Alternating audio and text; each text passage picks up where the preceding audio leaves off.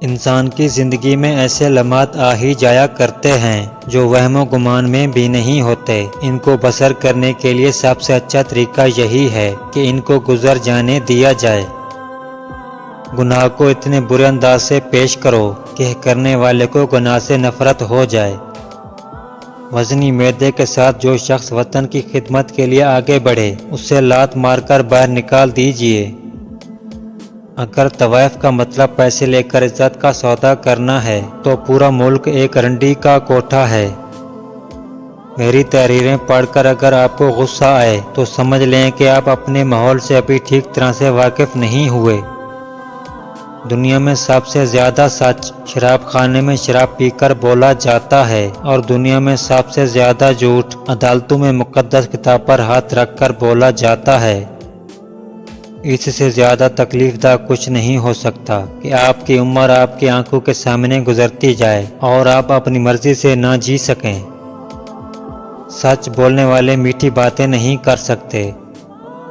ہم سب کے اندر ایک مولوی چھپا ہوا ہے جو تب ظاہر ہوتا ہے جب ہم دوسروں کو گناہ کرتے ہوئے دیکھیں۔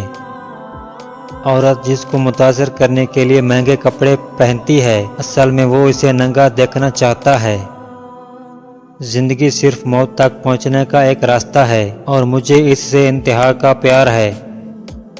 شیطان اتنا بڑا گستاخ تھا کہ اس نے سیدھا خدا کو کہہ دیا کہ میں نہیں کرتا سجدہ، اور مردود ہو گیا۔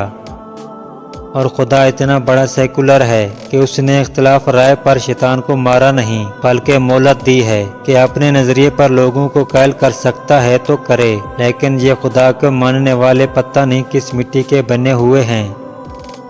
چنگاری کو شعلوں میں تبدیل کر دینا آسان ہے مگر چنگاری پیدا کرنا بہت مشکل ہے۔ مختصر الفاظ میں زندگی کے متعلق صرف یہی کہا جا سکتا ہے کہ یہ ایک ہے جو وہ میں لپیٹ کر پیش کی گئی ہے۔ یہ لیڈر جب آنسو بہا بہا کر لوگوں سے کہتے ہیں کہ مذہب خطرے میں ہے تو اس میں کوئی حقیقت نہیں ہوتی۔ مذہب ایسی چیز ہی نہیں کہ خطرے میں پڑ سکے۔ اگر کسی بات کا خطرہ ہے تو وہ ان لیڈروں کا ہے جو اپنا الو سیدھا کرنے کے لیے مذہب کو خطرے میں ڈال دیتے ہیں۔